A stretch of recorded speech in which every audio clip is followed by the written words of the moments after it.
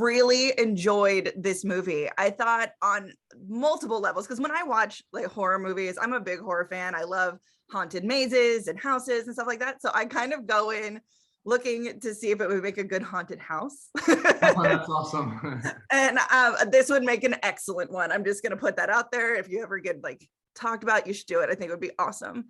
But it also is a movie that, along with the satire and the scariness, has a larger message.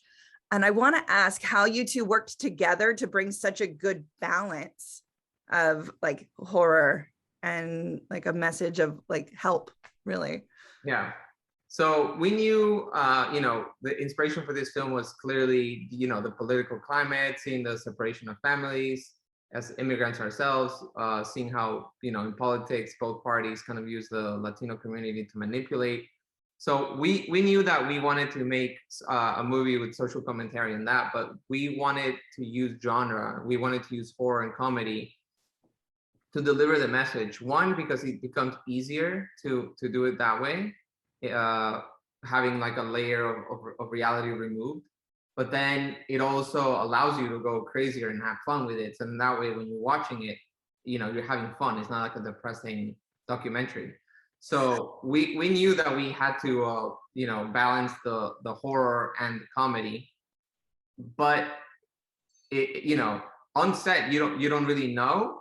So you kind of just like go for it. And then in the edit, that's when we really sat down and in the editing, you tweak how much comedy, how much horror.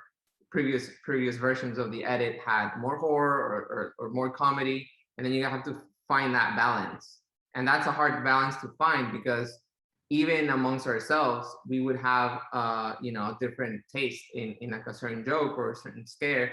So even amongst us, we had to find the right balance. Because like, as you said, I mean, we're both horror fans, but I think I like more of like grindhouse type of horror, I'm a big fan of that. And Diego is not. Diego likes more of like psychological stuff or more elevated, horror. And I think that even for us, finding that balance that's kind of how we complement each other. I think that really helps. I noticed there's a lot of like little nuggets that I don't know if everyone's gonna notice or catch, like the street that the family lives on, like Bracero Road, right? So I was like, oh, I see you. Are there any other little like underlying levels that you're hoping people will catch, or like the one that you're hoping everyone kind of grasps onto? I mean, I really like that you caught on that one, because that one, we made that sign and we put it on the street, and it's a very subtle thing, but we wanted to have things that if you know, and if you don't, then you just keep watching. Exactly. Right. That makes perfect sense. You're like you get it. Either it's going to hit you in the face or it's not. And I feel like that works with like multiple audiences, right? So it's the ones who are looking for it, the ones that like to analyze. I call them the Ravenclaws, and then the one, and then the ones that also just like to like sit there and enjoy. That's me. So I love that I caught that. I want to ask about the opening montage. What made you guys want to start with that? Because it easily could have started with the kid in Liberty Burger just dancing and having a good time and talking to his mom. Why did you want to set the tone in that way? Well, simply because we were shocked at seeing that footage that was real, and it's almost like if that footage didn't happen and I put it in the movie, people would be like, that's just like, you're crazy, that's just like, you're exaggerating. But because it's real, then no one can say that it didn't happen. So it was almost like, why not use it if it's there? Because clearly using reality as a jumping off point is going to be very effective.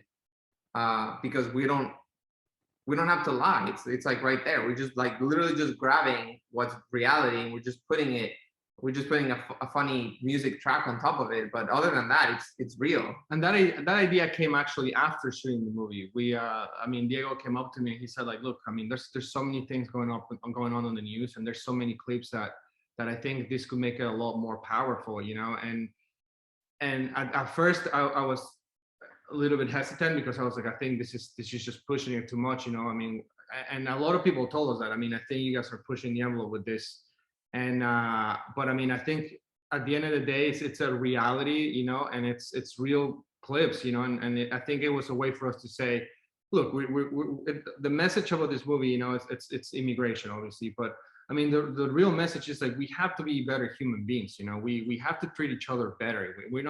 We're not advocating for open borders. We're not saying, hey, you know, like I know there's a lot of there's a lot of policy and it gets tough, you know. But I mean, what we're trying to say is like some immigrants are getting treated worse than cattle, you know, and what we have to do is just be better human beings, you know. That's I think that's the main message that we want to get across.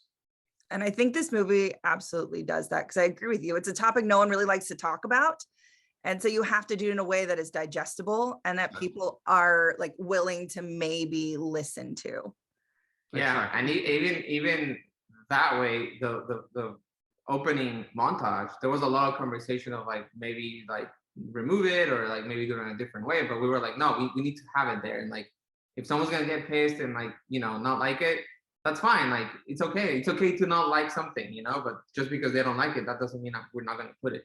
Yeah, if they're gonna walk out in the montage, they're not gonna like the rest of the movie anyway. So it's exactly, like, you know, exactly. I mean, you're always gonna have different opinions, you know. But I mean, that's the reason why we wanted to use horror to do this. I mean, we like genre movies, so that's the stuff that we want to make. But I mean, you know, people have to be open to different opinions. You know, I think that's the main thing, and it's a conversation started. You know, that's what we wanted to do, and you know, that's the message pretty much. I love that. Talk to me about like, because you're brothers and working together, and this is your second movie together, is that right? I mean, we've done everything together from the beginning, but this is our third movie together.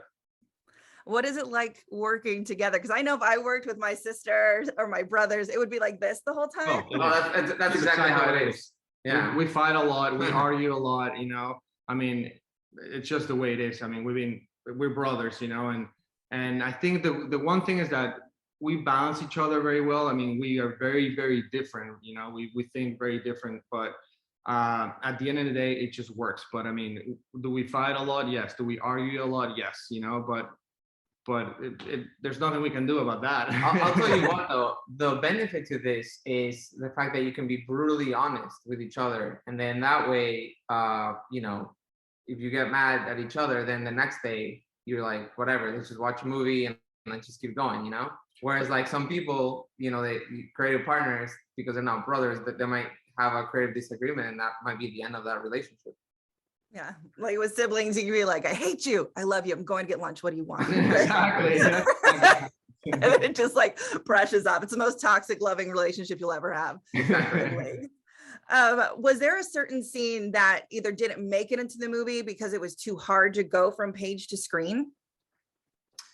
There was one scene that didn't make it into the shoot because it was like too ambitious in the sense of like prosthetics and stuff like that. Yeah. And then we also have a couple scenes that didn't make the cut because whether, you know, it might have been too much comedy and undermine the horror.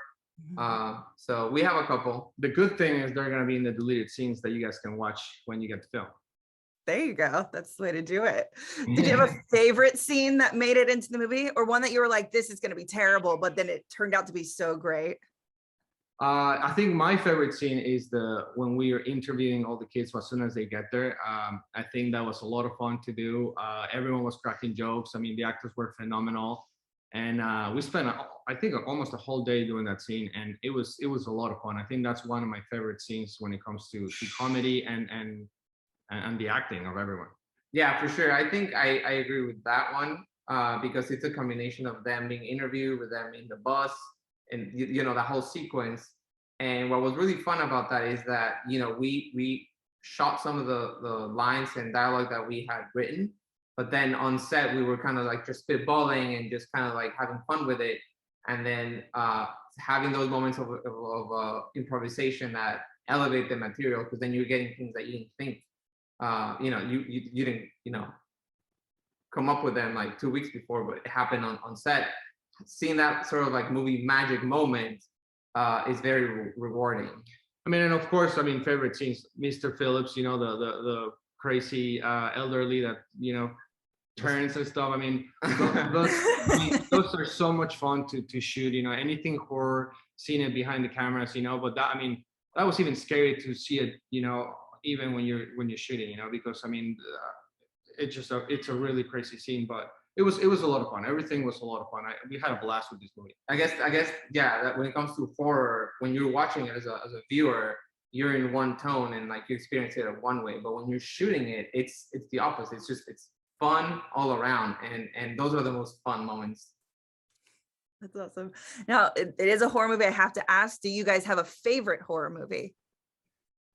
I don't know if I have a favorite. That's such a hard question. But what about Yeah, you? I mean, when it comes to favorite stuff, because again, we love horror and we watch, from The Shining, but I mean, from Rob Zombie, like we like everything, from A House of a Thousand Corpses, to Great one. The Fly, exactly, so it's tough, but I mean, The Shining. The Shining I did The is Shining. a tough one. Yeah. The Exorcist, the first one I saw, but I mean, even independent movies like It Follows, always been a huge fan of those type of movies.